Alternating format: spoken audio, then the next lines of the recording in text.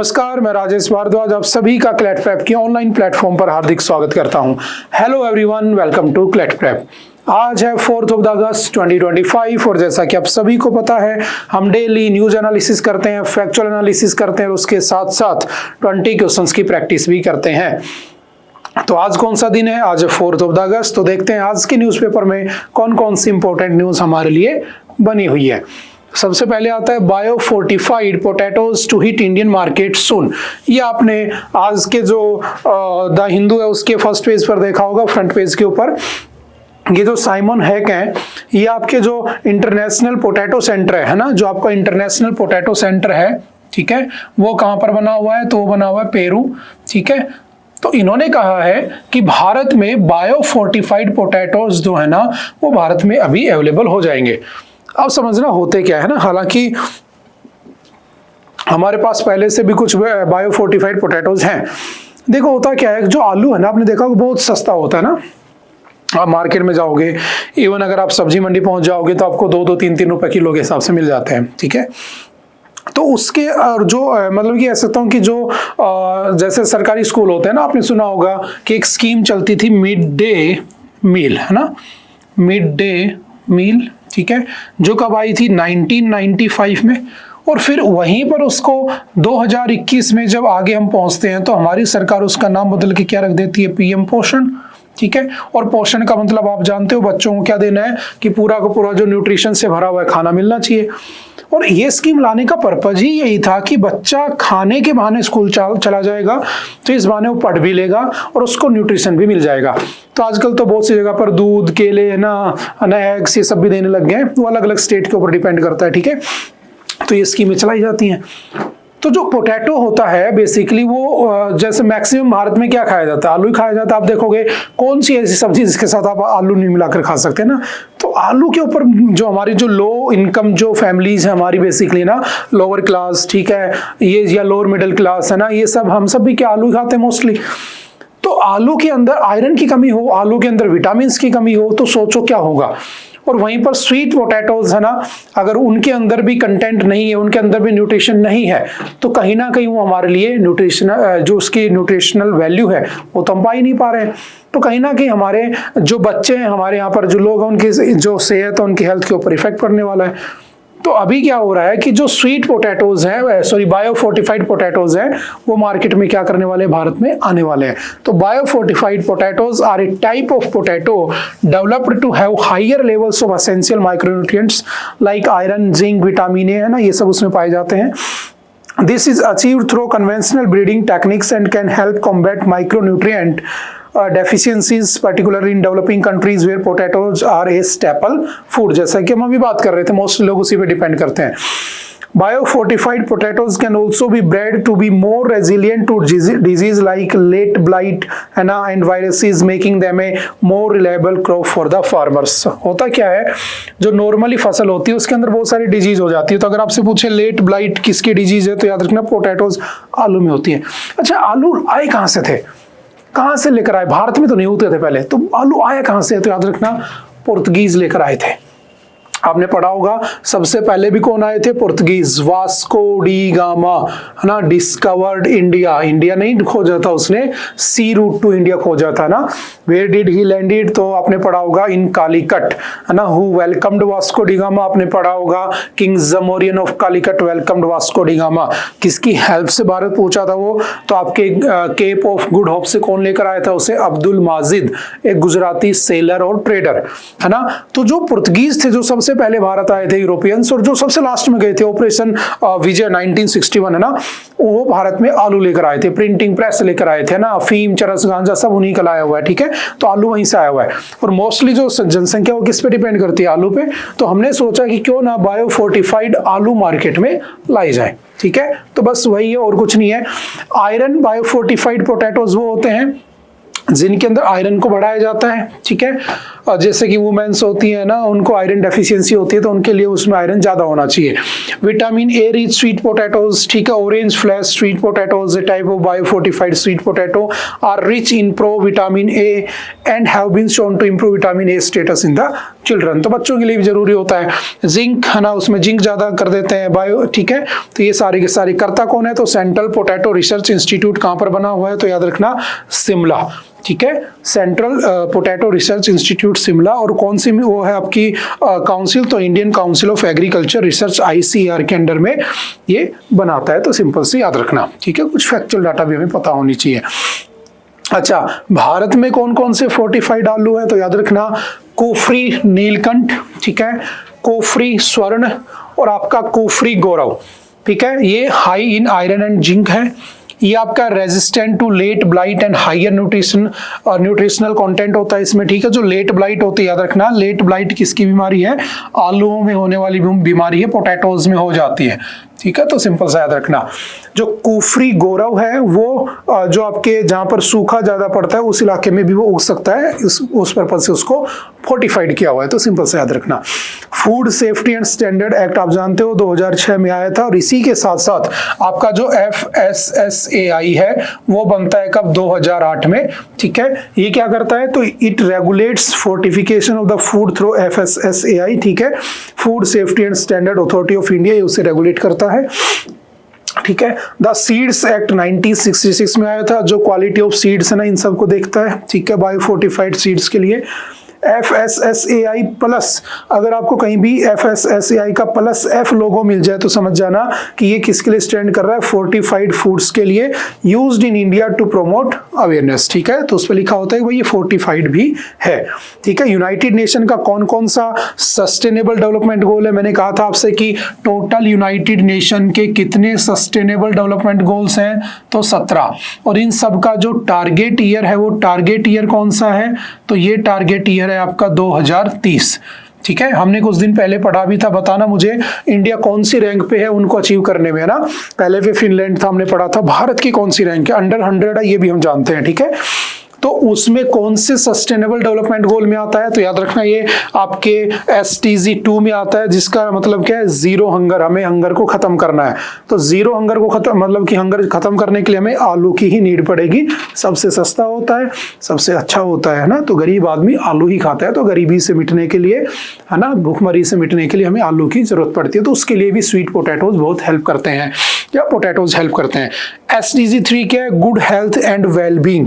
अगर आप चाहते हो कि आपकी हेल्थ अच्छी हो, आप अच्छे से रहें, तो आपके पास क्या होना चाहिए, न्यूट्रिशन का पूरा खाना होना चाहिए, ठीक है। बैलेंस्ड जो डाइट होती है वो आपके पास होनी चाहिए, तो उसमें भी हेल्प करता है। कौन सा इंटरनेशनल ऑर्गेनाइजेशन है जो आपका कोलैबोरेट करता है बायो फोर्टिफिकेशन को प्रमोट करने में भारत में, तो याद रखना हार्वेस्ट प्लस। कौन सा है, Harvest Plus is the international organisation that collaborates with India in promoting biofortification including the development and promotion of the iron and the zinc rich potatoes, ठीक है। ये भी थोड़ा सा ध्यान रखना।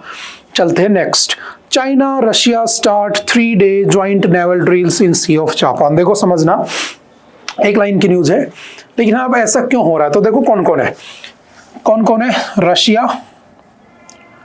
और चाइना, दोनों ने क्या किया, आपका जो सी ऑफ जापान है ना, सी ऑफ जापान, जब मैप को देखोगे तो अच्छे से समझ में आएगा, ठीक है। उसके इधर क्या है, अगर मैं कहूँ यहाँ जापान है तो सी ऑफ जापान है, तो इधर क्या है, पूरा आपका नॉर्थ अमेरिका, साउथ अमेरिका, ये पैसिफिक ही तो भरा पड़ा है यहाँ पे, ठीक है। तो हम यहाँ पर एक एक्सरसाइज कर रहे हैं, हम मतलब रशिया और चाइना, और उस एक्सरसाइज का नाम रखा गया है ज्वाइंट सी 2025, ठीक है। और ये सिर्फ इसलिए रखा गया है टू काउंटर, किसको काउंटर करने के लिए, यूएसए या यूएसए के जितने भी अलाइज हैं उनको, कि भाई तुम कुछ भी कर लो, कितनी भी कोशिश कर लो, हम जो है ना, हम क्या करेंगे, हम एक साथ रहेंगे, ठीक है। और हम जो डॉलर है उसका डी डॉलराइजेशन करने में पूरा काम करेंगे। तो हमने मतलब रशिया और चाइना ने अपनी नेवल पावर शो करने के लिए, उनका अपोज करने के लिए डायरेक्टली वहां पर एक एक्सरसाइज लॉन्च कर दी है। क्या नाम है उसका, तो सिंपल याद रखना, ज्वाइंट सी 2025। कहां पर हुई है, नियर व्लादिवोस्तोक पोर्ट, और जो व्लादिवोस्तोक पोर्ट है वो कहां पर है, रशिया के अंदर, ये भी याद रखना। China and Russia began joint naval drills in the Sea of Japan on Sunday as they seek to reinforce their ties and counterbalance what they see as a US-led global order। ठीक है, वही global order को counter करने के लिए। The joint C-2025 exercise kicked off in waters near the Russian port of Vladivostok and would last for 3 days। 3 दिन चलने वाली है। ठीक है, ये भी सिंपल सा याद रखना और वन लाइनर क्वेश्चन है। ठीक है, ज्यादा दिमाग नहीं लगाना है। नेक्स्ट है, how does the World Bank classify countries by income. देखो आपने सुना होगा कि कुछ कंट्रीज होती हैं हाई इनकम कंट्रीज, कुछ कंट्रीज होती हैं लो इनकम कंट्रीज, और कुछ कंट्रीज होती हैं मिडिल इनकम कंट्रीज। ठीक है, जैसे लोअर क्लास है ना, लोअर मिडिल क्लास है ना, लोअर या फिर आपका हायर मिडिल क्लास, ऐसे कैटेगरीज बनी होती है, रिच क्लास बनी होती है। तो कह रहा है कि जो वर्ल्ड बैंक है ना, वर्ल्ड बैंक वो कैसे आइडेंटिफाई करता है कि कौन सी कंट्री गरीब है, कौन सी कंट्री अमीर है। तो आपने एक वर्ड सुना होगा, अगर मैं भारत की बात करता हूं तो एक वर्ड आता है पर कैपिटा इनकम, और आई होप कि सभी ने ये इको की क्लास में पढ़ा भी होगा। क्या होती है पर कैपिटा इनकम? तो सिंपल सा कह सकता हूं कि जो मेरी नेट पॉपुलेशन है ना, अगर उस जो आपकी जो नेट इनकम है ना, नेट इनकम है देश की, उसको अगर मैं आपकी नेट पॉपुलेशन से डिवाइड मार दूं तो क्या निकल के आ जाएगा? पर कैपिटा इनकम, है ना। तो अगर मान लो एक फैमिली है, उस फैमिली की जो पर कैपिटा इनकम है, मान लो वो इनकम है आपकी कितनी, आपकी फॉर एग्जांपल 20,000 रुपए। ठीक है, अब एक आदमी 20,000 रुपए कमाता है, लेकिन उस फैमिली में रहते कितने हैं? 5 आदमी। तो 5 आदमियों ने 20,000 रुपए को अगर मैं डिवाइड कर दूं तो कितने हो गए? 5 चौक 20, 4,000 रुपए। तो एक आदमी की कितनी इनकम है? 4,000 रुपए इनकम है। लेकिन ऐसा तो है नहीं कि पूरे भारत के लोग, आपने पढ़ा होगा हमारी जो पर कैपिटा इनकम है ऑलमोस्ट 1.96 है ना लाख के आसपास निकल के आती है ना। लास्ट अगर तुम कुछ डाटा पढ़ोगे 97 इसके आसपास। तो क्या भारत का हर आदमी 2 लाख रुपए कमा रहा है क्या? एक्चुअली ऐसा तो नहीं है, आप तो नहीं कमा रहे हो, है ना। तो फिर भारत का जब हर आदमी नहीं कमा रहा तो कैसे निकाली जाती है? ऐसे निकाली जाती है जैसे मान लो फैमिली में 20,000 रुपए इनकम है, हो सकता है कोई 13,000 रुपए कमा रहा हो सकता है कोई 2,000 रुपए कमा रहा हो सकता है कोई 5,000 रुपए कमा रहा हो, लेकिन हमने सबका एवरेज निकाल के कितना कर दिया कि हम सबका एवरेज 4,000 रुपए निकल के आ रहा है। समझ गए? तो ऐसे क्या निकाली जाती है? Per capita income. अब पर कैपिटा इनकम आपने पढ़ा होगा सबसे पहले भारत में कौन बताता है? तो आपने शायद थोड़ा सा पढ़ा होगा, एक बुक भी है ना, ड्रेन वेल्थ थ्योरी, है ना। इंडिया जो ड्रेन वेल्थ थ्योरी है ना, कौन लेकर आए थे आपके? तो आपके जो दादा भाई नेहरूजी है ना, दादा भाई नेहरूजी ने सबसे पहले है ना 1868-69 के अंदर है ना एक सबसे पहले पर कैपिटा इनकम बताई थी। वो कितनी थी उस समय? 20 रुपए पर पर्सन पर ईयर, यानी कि 20 रुपए पर पर्सन पर ईयर हमारी क्या थी? पहली पर कैपिटा इनकम। ये भी ध्यान रखना। अब बात ये हो रही है कि जो वर्ल्ड बैंक है ना, वर्ल्ड बैंक आप जानते हो 2 चीजें होती हैं, एक होता है वर्ल्ड बैंक, ठीक है, और एक होता है आपका IMF, है ना। जो वर्ल्ड बैंक है इसका भी हेडक्वार्टर कहाँ पे है? Washington DC। और ये जो IMF है इसका भी हेडक्वार्टर कहाँ पे है? तो इसका हेडक्वार्टर भी आपका वॉशिंगटन DC में ही बना हुआ है। ये आपके डेवलप्ड कंट्रीज को लोन देता है और ये जो है आपका ये डेवलपिंग कंट्रीज को लोन देता है। जैसे पाकिस्तान को इसने 20,000 करोड़ का लोन दे दिया था जब आपका पहलगाम और वो सब हुआ था। ठीक है, अब बात ये निकल के आती है कि ये जो वर्ल्ड बैंक है, ठीक है, इसका आज के दिन हेड कौन है? प्रेसिडेंट कौन है? तो याद रखना इसका प्रेसिडेंट इंडियन ओरिजिन है, तो आपको पता होना चाहिए, वरना हर किसी के प्रेसिडेंट हेड नहीं पढ़ने होते हमें। कौन है वो? अजय बंगा, जो इंडियन ओरिजिन के हैं और इसके हेड बने हुए हैं। ठीक है, ये भी ध्यान रखना। अब बात ये आ रही है कि जो आपका जो वर्ल्ड बैंक वो कैसे मेजर करता है? तो वो कैसे मेजर करता है तो समझना, थोड़ा सा पढ़ते हैं। Every year, the World Bank assigns each country to an income group based on its gross national income per capita. ठीक है, वो उसकी ग्रोस नेशनल इनकम जो होती है पर कैपिटा उसके बिहाफ पर ही रखता है, लेकिन उसका क्राइटेरिया क्या है? GNI per capita is a measure of the average income of countries residents including income that is earned abroad, जो विदेश में पैसा कमाया जा रहा है वो भी। Since countries report GNI in their local currencies, ठीक है, वो किस में मेजर करते हैं? अपनी लोकल करेंसीज में। The World bank converts these figures into US dollars using exchange rates। तो किसका यूज करता है वो? एक्सचेंज रेट का यूज करता है और फिर उसको क्या करता है? डॉलर में कन्वर्ट करता है और फिर बताता है कि कौन सा देश कितना अमीर है कितना गरीब है। जैसे यहाँ पर इसने लिख रखा है लोअर मिडिल इनकम में लगभग 38.1% आते हैं, लो इनकम के अंदर 37.4% आते थे 2004 में, और हाई इनकम में आते थे 15.3% 2004 में। जब इसने 2024 से कंपेयर किया तो देखो हाई इनकम में सिर्फ 17.4% है, तो मतलब हाई इनकम बढ़े हैं, ठीक है। लोअर मिडिल इनकम के अंदर कितने हो चुके हैं? तो लोअर मिडिल इनकम में 38%, तो यानी कि ये भी लगभग बराबर है। अपर मिडिल इनकम में 34% आए हैं, यहाँ पर अपर मिडिल इनकम में 8.9% है। तो यहाँ पर इसने ये बताया कि हम जो है पहले अपर मिडिल इनकम में ये भी हमारा रेशियो क्या हुआ है? बढ़ा है। अब देखो एक सिंपल सी बात याद रखना, भारत में बहुत सारे लोग हैं जो इनकम में आगे नहीं बढ़ पाते हैं, इवन वो बहुत अच्छा पैसा भी कमाते हैं। उसका सबसे एक बड़ा रीजन क्या होता है? यहाँ पर EMI ट्रैप होता है ना। आप जाल में फंस जाते हो, आपकी सैलरी जैसे लाख रुपए पहुंचती है, आप क्या सोचते हो? बढ़िया सी कार ले ली जाए, है ना, एक बढ़िया सा घर ले लिया जाए, और उसकी EMI आ जाती है। फिर अचानक से मान लो कुछ हो गया, ठीक है, और 2-3 महीने के लिए पैसे नहीं आए, तो फिर आपको लोन लेना पड़ेगा। फिर पहले वाले लोन को चुकाने के लिए दूसरा लोन ले लिया, फिर उसके बाद तीसरा लोन ले लिया, जैसे कि वो EMI कार्ड वाले जो चलते हैं सीन, है ना। तो इस वजह से भी बहुत से लोग उस कैटेगरी में नहीं आ पाते हैं ना। ये भी बेसिक सा याद रखना। अब चलते हैं थोड़ा सा आगे पढ़ते हैं, क्या कह रहा है। लो इनकम किससे माना जाता है? तो सिंपल याद रखना, अकॉर्डिंग टू WH जो आपका वर्ल्ड बैंक है, उसके अकॉर्डिंग वो जो $1135 या उससे कम कमा रहा है वो किसमें? लो इनकम कंट्रीज की कैटेगरी में आता है।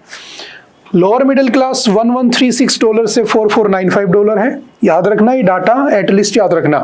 अपर मिडिल क्लास को 4496 से $13935 माना गया है, और जो हायर इनकम है वो मोर देन $13935 को क्या माना गया है? Higher income. और जो डॉलर है उसके आप जानते हो $1 ऑलमोस्ट 88-89 रुपए के आसपास चल रहा है आज के दिन, है ना, ठीक है। तो उसके यानी कि डॉलर की बिहाफ पर वो से मेजर किया जाता है, सिंपल सा याद रखना। लेकिन अगर मैं कहता हूं if a country's GNI per capita crossed a threshold, it moves into a new income group in the following update, because GNI per capita changes over time and thresholds are revised annually. These movements may reflect a real change in income, shift in exchange rates, or updates to the population data. However, countries can also move down, and some have, particularly in periods of war and the economic crisis. तो इसने यही बताया कि बहुत सारे देश जो है जो फ्लक्चुएट कर रहे हैं उस लाइन में, उसका सबसे बड़ा रीजन क्या है? वहां पर कुछ ना कुछ कंडीशंस चल रही हैं। जैसे 2 एग्जांपल्स, जैसे सीरिया और यमन है, which went from low middle income से लो इनकम में चले गए। वो क्यों चले गए? 2017 में, क्योंकि वहां पर वॉर चल रहे हैं। अब वॉर चल रहे हैं तो देखो प्रॉब्लम क्या होगी? करेंसी नहीं बनेगी, है ना। जो करेंसी नहीं बनेगी तो उसमें चले जाएंगे, ठीक है। In 2004, 37% of the population lived in low-income countries. Today, that share has fallen to less than 10%. In the same period, the share of the upper middle income countries increased from less than 10% to 35%. वो बढ़ चुका है। ये भी simple सा याद रखना, ठीक है। उसके बाद चलते थोड़ा सा आगे। अगर मैं भारत की बात करता हूं, अगर मैं इंडिया को कंपेयर करता हूं, तो सिंपल याद रखना, हमारे यहाँ पर एक कमेटी बनाई गई थी, तेंदुलकर कमेटी। और जो तेंदुलकर कमेटी है 2009 में आई थी, वो कहती है कि अगर कोई पर्सन अर्बन एरिया में रहता है और वो 33 रुपीज पर डे कमाता है तो वो गरीब नहीं है, ऊपर है उससे। अगर रूरल की बात करूं तो अगर कोई 27 रुपीज पर डे कमाता है तो वो उससे अमीर है, यानी कि BPL में नहीं आता है। Poverty is based on monthly per capita consumption expenditure. तो जो आपका तेंदुलकर कमेटी है वो आपकी पुअर्टी को MPCE में मेजर करता है। फिर आती है कौन सी? रंगराजन कमेटी। याद रखना 2 ही कमेटी हैं जो हमारी पुअर्टी लाइन से रिलेट करती है, जो मुझे याद रखनी होती है। रंगराजन कमेटी क्या कहती है? 2014 में आई थी। More updated but not officially adopted. इसे हमने अडॉप्ट नहीं किया, हम मानते इसे ही सही है, ठीक है। ये कहता है रूरल में अगर 32 रुपीज पर डे कमा रहा है तो उससे नीचे कमा रहा है तो गरीब है, उससे ऊपर कमा रहा है तो अमीर है। अर्बन ने 47 रुपए पर डे कमा रहा है तो उससे ऊपर कमा रहा है तो अमीर है, उससे नीचे कमा रहा है तो वो गरीब है। नेशनल पुअर्टी रेशियो इसने उस समय बताया था कितना था? 29.5% लोग ऐसे थे जो दोनों में मिलाकर इनसे भी कम पैसा कमाते हैं। लेकिन अगर मैं बात करता हूं 2023 के नीति आयोग के डाटा की, India uses multi dimensional poverty index MPI which includes health, education and living standards, not just income. आपने पढ़ा होगा कुछ दिन पहले डाटा आया था 10.13 के आसपास परसेंटेज जो भारत की पॉपुलेशन वो किस में दिखाई गई थी, बिलो पुअर्टी लाइन में दिखाई गई थी। लेकिन मेरा क्वेश्चन वही आता है कि जब हमारे यहाँ पर 10% ही, मान लो 15% लोग ही गरीबी रेखा में है ना, तो फिर 80 करोड़ लोगों को मुफ्त में खाना देने की क्या जरूरत पड़ी है? तो फिर समझना वो जो मेजरमेंट है ना वो यहाँ से निकल रहा है। अगर कोई आदमी दिन के 30 रुपए कमा रहा है, मैं एवरेज मान लो दोनों का, तो महीने के कितने होते हैं? 900 रुपए होते हैं, ठीक है। तो अगर 900 रुपए तुम महीने के कमा रहे हो ना, 900, तो तुम गरीब नहीं हो सरकार के अकॉर्डिंग, है ना। ये भी एक वजह है कि डाटा में कम गरीब दिखते हैं और रियल में 80 करोड़ लोगों को हमें मुफ्त में खाना खिलाना पड़ता है प्रधानमंत्री गरीब कल्याण योजना में, ठीक है। ये फैक्ट भी आपको पता होने चाहिए। चलते हैं थोड़ा सा आगे। आरजी कर rape and murder 1 year on victims family still waiting for justice. और एक और दूसरी न्यूज है उसकी जैसी, रेप एंड पनिशमेंट। देखो आज का जो द हिंदू है बेसिकली है ना, उसमें ज्यादा न्यूज नहीं है, लेकिन हाँ 4 न्यूज ऐसी हैं जो रेप से ही रिलेट कर रही हैं। और वो भी इसलिए क्योंकि कल भी शायद हमने लास्ट टाइम भी पढ़ा था सैटरडे को कि जो प्रज्वल रेवन्ना है उसको पनिशमेंट हो गई है और लाइफ इम्प्रिजमेंट हुआ है ना। तो हर न्यूज़पेपर में लगभग वो खबर छापी गई। और उससे पहले जितने भी रेप वगैरह हुए हैं उनको दोबारा से डिस्कस किया गया है कि भारत में कन्विक्शन रेट बहुत कम है। और भारत में कन्विक्शन रेट बहुत कम होने के बहुत सारे रीजन है। सबसे पहले समझते हैं रेप की डेफिनेशन क्या होती है, फिर एक एक पॉइंट को समझते हुए आगे बढ़ते हैं। रेप अकॉर्डिंग टू द भारतीय न्याय संहिता BNS 2023 occurs when a man has sexual intercourse with a woman without her consent, against her will, through coercion, deception, और when the women is under 18 और अनेबल टू कंसेंट। तो हमारे यहाँ पर याद रखना एज ऑफ कंसेंट किसे माना गया है, तो एज ऑफ जो कंसेंट है वो कौन सी एज को माना गया है, 18 ईयर को। इससे नीचे आप जानते हो फिर पॉक्सो भी आपने पढ़ा होगा, prevention of the child from sexual offence, जो कब आया था आपका 2012 में आया था, है ना। अब समझना इसकी डेफिनेशन कौन से सेक्शन में है, तो याद रखना 375 ऑफ द IPC, है ना। ये IPC के सेक्शन है ना। ये आपने लीगल में पढ़ लिए होंगे BNS में कौन कौन से अपडेट हुए हैं। इसका आई थिंक ये 63 है, ये 64 है ना। ये जो है ये डेफिनेशन बताता है रेप की। इसमें पनिशमेंट लिखी है, किसकी, रेप की पनिशमेंट लिखी है। अब रेप होने के लिए बहुत सारे रीजन होते हैं ना। अब देखो बहुत सारे लोग तो बहुत मतलब कि कुछ भी रीजन दे देते हैं, है ना, कि ड्रेस, है ना, ड्रेसिंग सेंस, ये सब। अब सोचो कोई 4 साल की बच्ची है, 5 साल की बच्ची, उससे भी रेप होता है ना। उस केस में थोड़ी ना आप ड्रेसिंग सेंस की बात कर सकते हो। तो ये सारी मेंटलिटी है ना, ये सब उसी के रीजन होते हैं। लेकिन दिक्कत क्या है ना कि रेप हो रहा है, ठीक है, तो उसको कम करने के लिए सरकार की तरफ से कुछ नहीं हो रहा है। और ये आप सभी जानते हो ना, हर 2, 4, 5 महीने में एक बहुत बड़ा सीन हो जाता है। जैसे कल परसों हुआ था आपके मोहनदास, है ना, मोहन ऑटोनोमस कॉलेज के अंदर, है ना, उसमें उस लड़की ने उड़ीसा के अंदर बालासोर में उस लड़की ने क्या किया था, परेशान थी वो प्रोफेसर से, है ना, उसको हरेस किया जा रहा था। उस लड़की ने कॉलेज के अंदर ही खुद के ऊपर कैरोसिन डाल के आग लगा ली और लड़की की डेथ हो जाती, 95% वो जल गई थी, है ना। उसके बाद भी ऐसा नहीं होता, क्यों? क्योंकि जो विक्टिम्स होते हैं ना उनको कहीं ना कहीं बचा लिया जाता है। तो उसमें सबसे बड़ा रोल किसका आता है, पुलिस सिस्टम का, हमारी जुडिशियल प्रोसेस का और हमारी सोसाइटी का। हमारी सोसाइटी तो इतनी गंदी हो चुकी है, इतनी गंदी सोच हो चुकी है कि मान लो कोई लड़की वो घर से जा रही थी, पढ़ने जा रही थी और उसका रेप हो गया, तो हमारी सोसाइटी ऐसी है जो रेपिस्ट है उसको बुरा नहीं कहेगी, जिसका रेप हुआ है उसी से नफरत करने लग जाते हैं। और ये कॉमन है ना। अब जब मैं यहाँ पे बोल रहा हूँ, तुम बहुत सारे लोग इसको सुन रहे होगे तो तुम भी इसे रिलेट कर पा रहे हो कि हाँ यार हम भी ऐसा ही सोचते हैं। तो ऐसा नहीं होना चाहिए। जब ये सोच बदलेगी, जब तुम उस रेपिस्ट के लिए जब थोड़ा सा ऐसा भावना रखोगे, तभी तो कुछ ना कुछ होगा जाके। लेकिन यहाँ पर जिसका रेप होता है उसी को ब्लेम कर दिया जाता है। ये सबसे बड़ी प्रॉब्लम है भारत की। सोशल वैल्यूज खत्म हो चुकी हैं आज के दिन, बात समझ में आ रही है। दूसरा पुलिस सिस्टम, है ना। पुलिस वाले की केस मैंने बताया था, पुलिस में जाती है वो और कहते हैं कि मुझे हरेस किया जा रहा है, 5-7 दिन हो गए वो लोग मुझे परेशान करते हैं, वहां पे नुक्कड़ पे बैठे रहते हैं, कहीं ऐसा ना हो कि मेरे साथ रेप हो जाए। तो पुलिस वाला कहता है कि जब रेप हो जाए तब आना। मतलब पुलिस सिस्टम ही अच्छा नहीं है, वहां पर बस ट्रेनिंग दी नहीं जाती है। मैंने एक बार पहले भी डिस्कस किया था ये टॉपिक, 2-3 बार आ चुका है ना, इस साल लगभग 4-5 बार आ चुका है, तो इसको अच्छे से पढ़ लेना, है ना।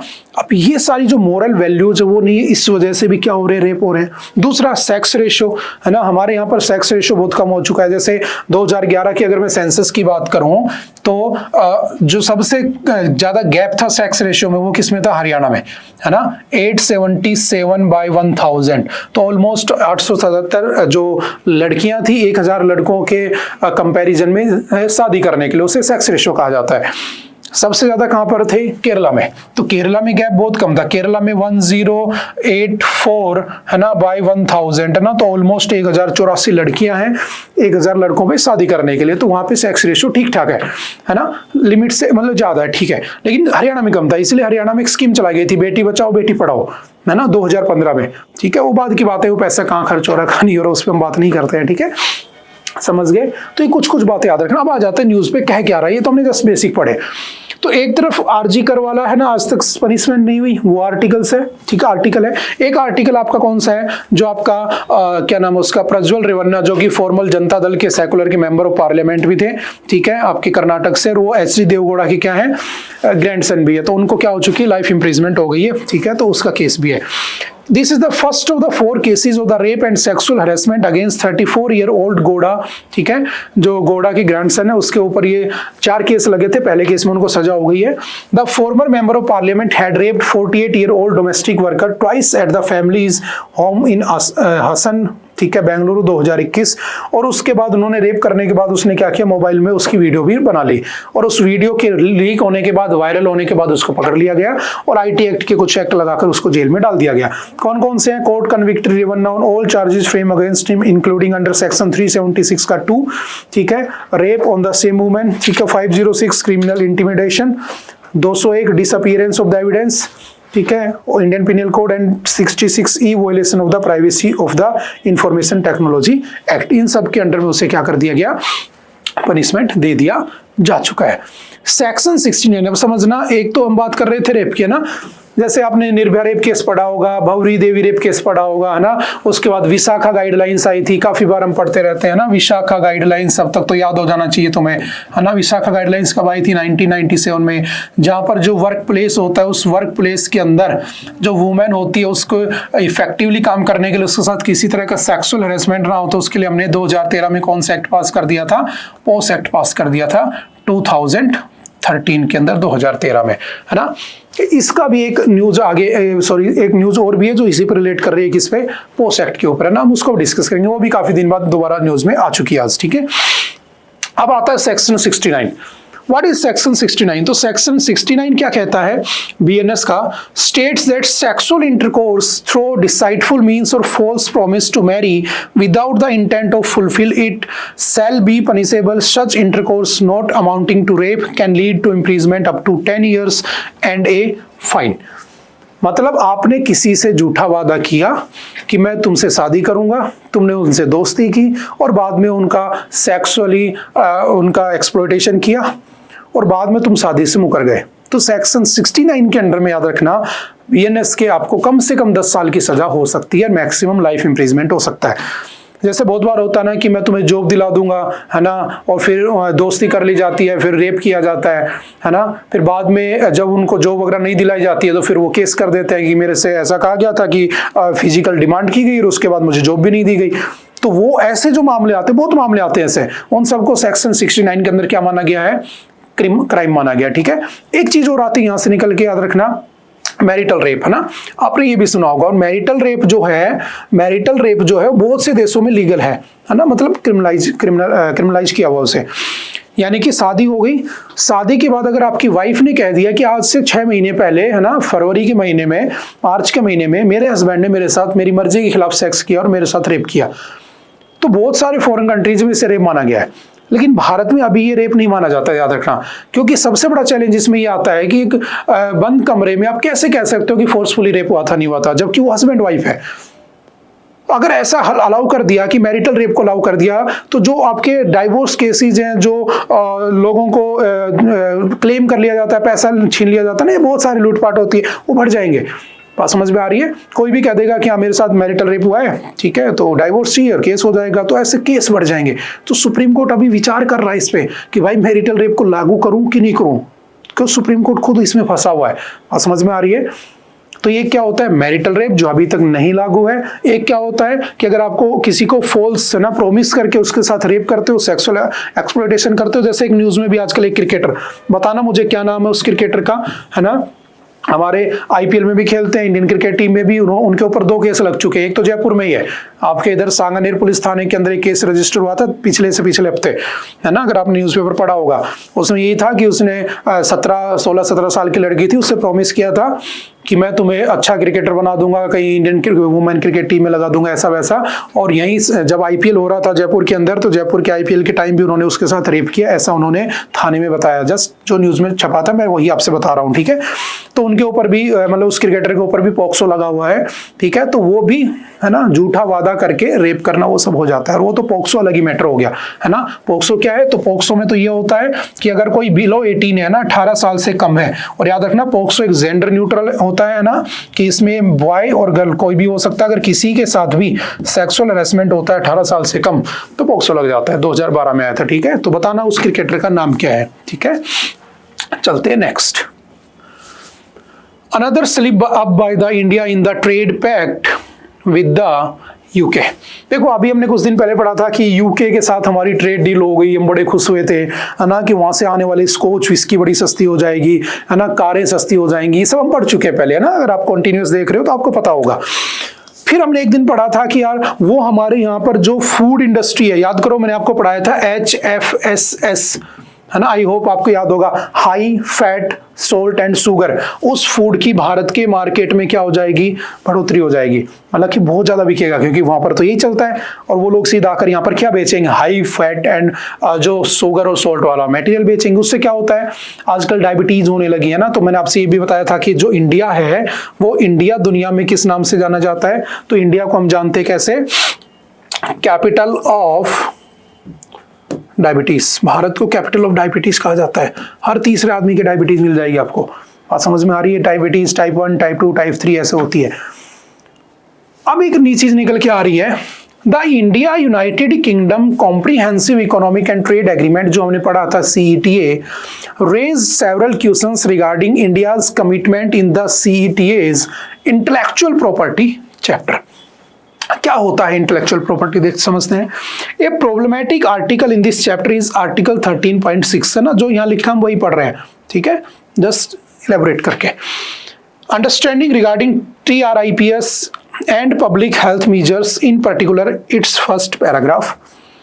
The parties recognize the preferable and optimal route to promote and ensure access to medicine is through voluntary mechanism such as voluntary licensing, which may include technology transfer on mutual agreement या mutual agreed terms।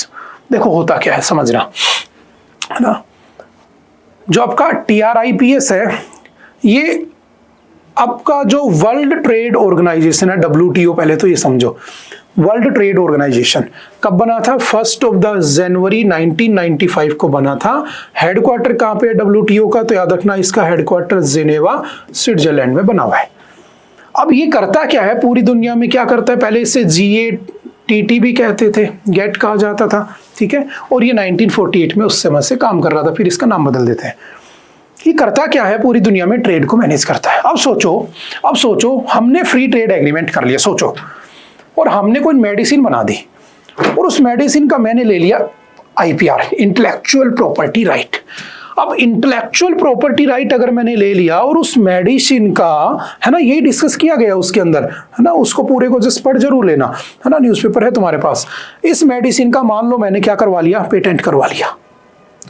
अब जब patent करवा लिया तो ये medicine महंगी हो जाएगी, क्योंकि मेरे नाम पे चल रही है, मैं जिसको चाहूंगा उसको दूंगा। मान लो मैं कोई दवाई बना लेता हूँ, कोरोना की दवाई बना लेता हूँ, कि एक बार कोरोना की दवाई ले लो, जिंदगी में कोरोना नहीं होगा, उससे रिलेटेड बीमारी नहीं होंगी, मैंने पेटेंट करा लिया। अब मान लो जो आपकी भारत बायोटेक है, वो कह दे कि ठीक है हम खरीद लेते हैं, और मैंने बेच दिया, और मैंने कहा कि मुझे हर वैक्सीन के ऊपर 20% शेयर चाहिए, मुझे उनको देना पड़ेगा, और फिर वो उसे कमाएंगे भी। तो कहीं ना कहीं वो जो मेडिसिन है, दवाई, वो महंगी हो जाएगी, और जब महंगी हो जाएगी तो किसके ऊपर इफेक्ट पड़ेगा, गरीबों पर इफेक्ट पड़ेगा, जो अफोर्ड नहीं कर पाते उस पर इफेक्ट पड़ेगा। बात समझ में आ रही है? जैसे रशिया ने अभी अपने सुना होगा कैंसर वैक्सीन बना ली है, जो मैक्सिमम 90+ टाइप के जो कैंसर है, 90% टाइप के जो कैंसर है, उनको एक ही शॉट में एलिमिनेट कर देगी। और उसकी वैक्सीन की कीमत लगभग 2 लाख रुपए रखी गई है, और वो इसलिए कि उसकी कॉस्ट ऐसी है, जबकि आईपीआर का उसमें लफड़ा नहीं है। तो सोचो अगर उसमें आईपीआर होता है और वो कहता है मुझे भी शेयर चाहिए, तो 20% चाहिए, 30% चाहिए, और कंपनियां भी कमाने लग जाएं, तो वो जो वैक्सीन है वो तो आपकी 5-10 लाख रुपए में चली जाएगी। और जो गरीब आदमी है जिसके पास 5,000 रुपए नहीं है जेब में, वो 10 लाख की वैक्सीन लगा के क्या करेगा? वो तो ये सोचेगा कि मर जाऊं तो ही अच्छा है, कम से कम 1-2 लाख रुपए बच्चों के काम तो आएंगे। तो जब पेटेंट वाला मामला आता है, तो क्या उसमें हमारा जो म्यूचुअल एग्रीमेंट हुआ है, फ्री ट्रेड एग्रीमेंट, क्या वो काम आएगा? क्या मेरे उस पेटेंट की हुई वैक्सीन को वहां वो फ्री में बेच पाएंगे? बस उसी को इसमें डिस्कस किया गया और कुछ भी नहीं है। द लाइसेंस, देखो पढ़ते हैं, समझ में आएगा सब। The license can be granted if reasonable requirements of the public with respect to the patented inventions are not satisfied, or the patented invention is not available to the public at reasonable affordable price. समझ गए ना, वही price की बात हो रही है। और the patented invention is not worked in the territory of the India, implying it has not been commercially exploited in the country. By lacking voluntary licensing to address the problem of the access to medicines, India has de facto given up its position as a strong votary of the compulsory licensing in the WTO, World Trade Organization. ठीक है, next आता है the right to repair must include right to remember. देखो क्या है, समझना, बहुत अच्छा आर्टिकल है ना, बहुत सारी कंट्रीज इसको फॉलो करती है। क्या है देखो, इन मई 2025, मई 2025 में the Indian government took a significant step towards promoting sustainable electronics. ठीक है, हमारी सरकार ने बहुत सारे इलेक्ट्रॉनिक्स को प्रमोट करने का टारगेट बनाया। It accepted a report proposing a repairability index for mobile phones and appliances, ranking product based on the ease of repair, spare part access, and software support. New e-waste policies now include minimum payment to incentivize formal recycling. These are timely moves. देखो problem क्या है समझना, मैं इसको short में इधर समझा देता हूँ। राइट टू रिपेयर, मान लो मैंने मोबाइल खरीदा, ठीक है, अब मैंने मोबाइल खरीदा और उस मोबाइल में कुछ कमी आ गई, उसका सॉकेट खराब हो गया मान लो। अब मैं गया मार्केट में सॉकेट सही कराने, तो एक होता है कि आपको उसी कंपनी के किसी ऑथोराइज डीलर से कराना होगा। बाहर से करवा लोगे, अगर गलत लग गया तो आपको उसकी जो वारंटी जो होती है, वो गारंटी हो खत्म हो जाएगी। तो मेरे को प्रेशराइज किया जाता है कि मेरे पास अगर मोबाइल है तो मेरे को उसी मोबाइल के जो ऑथोराइज डीलर उसके पास जाना होगा, और वो ऑथोराइज डीलर जानबूझ के क्या रखते हैं, महंगा प्राइस रखते हैं। वही सेम चीज मुझे उससे बहुत कम प्राइस पे मिल सकती है। तो क्या ऐसा नहीं हो सकता है कि एक बार कंपनी मुझे इस प्रोडक्ट बेच दे, उसके बाद मेरे पास ये राइट है कि मैं इसको खुद रिपेयर कर लूं या मैं कहीं भी रिपेयर करवा लूं? अगर उसके बाद फर्दर अगर कोई कमी आती है तो उसके लिए तो कंपनी रिस्पॉन्सिबल है ही। जैसे चार्जर है, अब कंपनी ने मुझे चार्जर दे दिया, अब चार्जर मेरा 5,000 रुपए का मान लो, अब ये चार्जर में कमी आ गई तो कंपनी चाहती है कि ये चार्जर मैं ओरिजिनल ही वहां से ठीक कराऊं या ओरिजिनल ही लूं। अगर मैंने दूसरा चार्जर लगाया और मेरा सॉकेट खराब हो गया इसका फोन का, तो वो मुझे पैसे नहीं देंगे। या वो मेरे, अगर मान लो मैंने एक पार्ट बदला लिया बाहर से और उसके अंदर कुछ और कमी आ गई है ना, मदरबोर्ड में इश्यू आ गया, तो कंपनी क्या कहेगी, तुमने पहले इसको बाहर से ठीक कराया था, तुम्हारी वारंटी खत्म हो गई। तो राइट टू रिपेयर ये है कि मेरे पास ये अधिकार होना चाहिए कि जहां मुझे अच्छा लगे, जहां मुझे सस्ता लगे, जहां मुझे अफोर्डेबल हो, मैं उस जगह पर जाकर अपना प्रोडक्ट ठीक करवाऊंगा, ना कि मैं तुम्हारे कहे हुए एड्रेस पे जाके मजबूरी में ज्यादा पैसे देकर, क्योंकि वो मेरे लिए अफोर्डेबल ही नहीं है, तो मैं उसे ठीक करवाऊं। समझ गए? बहुत सारे देश इसे फॉलो करते हैं, भारत में भी ऐसा मैकेनिज्म होना चाहिए, बस यही बात कर रहा है ना। देखो दूसरी क्वालिटी है ना, वो क्वालिटी के नाम पे लूट लेते हैं। आप जानते हो आजकल शहरों में, गांव में यही तो हो रहा है। आप गांव में जाइए, किसी लोकल शहर में चले जाइए, वही चीज आपको 100 रुपए मिल रही है। आप शहर में आ जाइए, शहर के किसी बड़े मॉल में चले जाइए, वही चीज आपको 1,000 रुपए की मिल जाती है, और तुम्हें लगता है कि 1,000 वाली चीज ज्यादा बेटर है। ऐसा कुछ नहीं है ना। दूसरी बात, सस्टेनेबिलिटी। आजकल कंपनियां ऐसी हो चुकी है कि सस्टेनेबल प्रोडक्ट ही नहीं बनाती हैं। मोबाइल है, उसको पता है कि अगर ऐसा मोबाइल बना दिया नोकिया जैसा, जो 30 साल बाद भी उसकी बैटरी चल रही थी, आपने देखा होगा एक केस हुआ था ना कि 30 साल बाद वो मोबाइल निकला है ना, कहीं दबा हुआ था तो उसकी बैटरी अभी भी ऑन थी, जो उसको ऑन किया गया तो ऑन हो गया, वो 30 साल पहले दबा था। अगर तुम ऐसा ड्यूरेबल अगर आइटम बना दोगे कुछ, तो तुम्हारी कंपनी वैसे डूब जाएगी, है ना। तो क्या करते हैं, उसकी सस्टेनेबिलिटी बहुत कम कर दी है। गाड़ी आपने देखी होंगी मैक्सिमम 8-10 साल के अंदर पूरी जर्जर हो जाती है ना। मोबाइल 2 साल के बाद, कोई भी कंपनी मोबाइल ले लो, 2 साल बाद वो हो जाता है खराब, है ना। तो ये नहीं है, तो ये भी होना चाहिए। सर्विस कॉस्ट बहुत कम होनी चाहिए, है ना। तो क्या है right to repair? Right to repair refers to the consumer's ability to access tools, parts, manuals and software to repair products they own, get their products fixed by themselves or third party repair services, not just the original manufacturer। समझ गए? वही पूरी कहानी इसमें repeat की गई और कुछ नहीं है, तो जस्ट इसको पढ़ जरूर लेना, है ना। जैसे अच्छा एक ये भी बहुत अच्छा इसने कहा कि AI इनेबल्ड सॉल्यूशन दिए गए हैं जस्ट रिपेयर करने के लिए, लेकिन इंडियाज कल्चर ऑफ जुगाड़, ठीक है, long predates today's tech forward policies. Bharat में जुगाड़ से काम चलता है, आप जानते हो ना, कोई भी नहीं करवाता है ना। और अगर मैंने जुगाड़ लगा ली मोबाइल में, फर्दर कोई एरर आ गया तो कंपनी तो मुझे मोबाइल नहीं देगी। समझ गए ना थीम क्या है उसकी। अच्छा क्या काम करता है राइट टू रिपेयर? तो कंज्यूमर राइट्स को बढ़ाएगा, बिल्कुल बढ़ाएगा। अब मान लो फॉर एग्जाम्पल ऐसे मान लो कि मेरे पास कोई पेन है ना, उसकी निब खराब हो चुकी है, तो मैं नई निब लगा लूंगा, क्यों मुझे पूरा पेन बदलना है? तो सस्टेनेबिलिटी है, एनवायरनमेंट बचेगा, वेस्ट नहीं बनेगा वो, है ना, ई वेस्ट नहीं बनेगा। बात समझ में आ रही है? रीयूज, रिसाइकल, है ना, उस सब में हम हेल्प कर सकते हैं, ठीक है। ई वेस्ट वही सब है, सर्कुलर इकोनॉमी बढ़ाएंगे, ठीक है। जो कॉर्पोरेट की मोनोपोलीज है रिपेयर मार्केट में वो खत्म हो जाएंगी।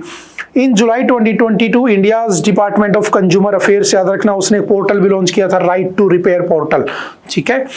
कंपनीज कौन कौन उसमें पार्टिसिपेट कर रही थी? तो सैमसंग था, ठीक है, HP, LG, हीरो मोटरकॉर्प ये इसमें हेल्प कर रही थी। कौन सा मिशन था? Life mission, life style for environment. याद रखना ये एक बहुत अच्छा चैप्टर है जो आपकी एनवायरनमेंट में आता है।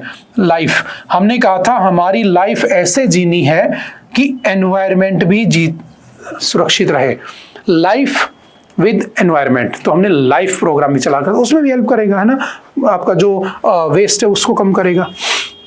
जैसे यूरोपियन यूनियन है, उसमें मैंडेटरी रिपेयरेबिलिटी इंडेक्स है अप्लायंसेस के लिए, ठीक है, कि भाई वो वही करेंगे ना, पैसा नहीं लेंगे उस चीज का, है ना।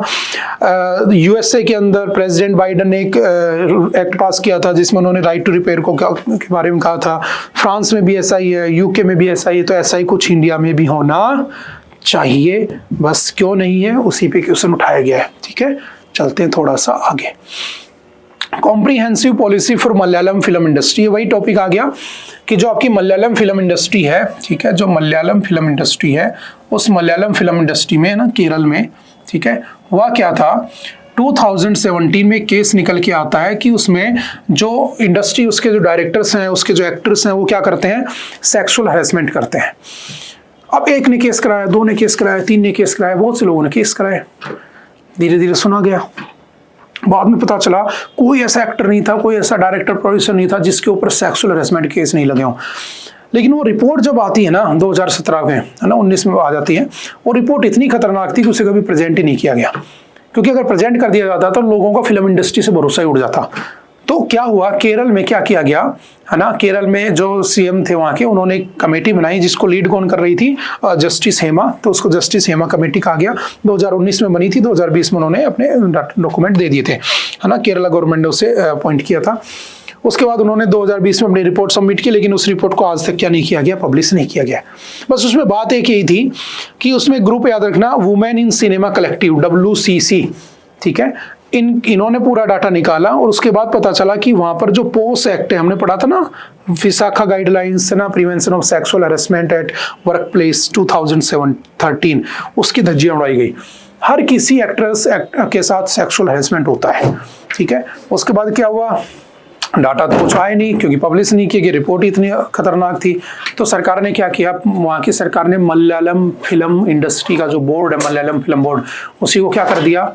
सस्पेंड कर दिया, ठीक है। और उसके बाद अब दोबारा से ये कहा जा रहा है कि जो कॉम्प्रिहेंसिव पॉलिसी है मलयालम फिल्म इंडस्ट्री के लिए, वो 2 से 3 महीने में बनाई जाएगी। तो ये दोबारा से न्यूज में आ गया। The Kerala film policy conclave concluded here on the Sunday with cultural affairs minister, है ना।